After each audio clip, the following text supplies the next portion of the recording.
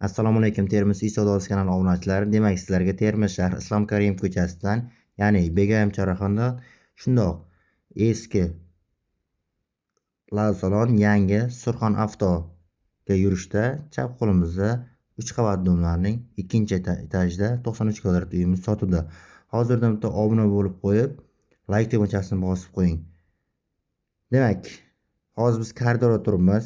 Koridorning balandligi e'tibor beramiz 3 metrdan tepa. Bu uylarda bilgan biladi, eng baquvvat, sifatli qurilgan domlar hisoblanadi, g'ishtlik domlar. Demak, sanozillar alohida. Yana bu yerda hojatxonasi ham yarmarcha kafillanib qo'yilibdi. Gaz, suv, svetdan aslo muammo yo'q. Bu hududda yashovchi aholi biladi. Demak, chap qo'limizda oshxonasi ham keng va mo'jazgina, ko'rib turganingizdek.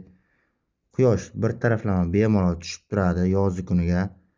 Ko'rib turibsiz, bu ko'hna mebellar o'zi uchun yasatilgan qoladi. Uyda ba'zi bir bitovoy texnikalar olib chiqib ketiladi. Qolganlarini ham kelishamiz aziz obunachilar. Demak, chap qo'limizda balkon hozirgi paytda tikuvchilik xonasi sifatida foydalanib turibdi. Bemalol ertaga detskiy xona sifatida foydalansangiz bo'ladi. Demak, narxini aytib o'tamiz. Narxi 595 million so'm deb baholandi. Umumiy maydon 93 kvadrat aziz obunachilar, ikkinchi etajda g'ishtlik domlardan. Bunaqa variantlar doim ham chiqavermaydi. Demak, kelishadigan joylari bor. Ikkilamchiga ham chiqarib beramiz. Ozroq krediti bor. Uni yopib, ikkilamchi desangiz unga ham gaplashib chiqarib beramiz. O'ng qo'limizda spalniy, chap qo'limizda mehmonxona, to'g'rimizda sanozil. Demak, spalniga kirar ekanmiz. Xonada bitta spal mebel chiqib ketadi.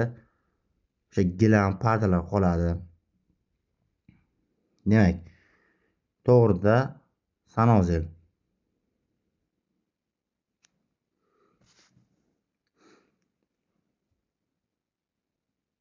Sanozil ham yana o'sha dushovoy yarmigacha kafillanib qo'yibdi.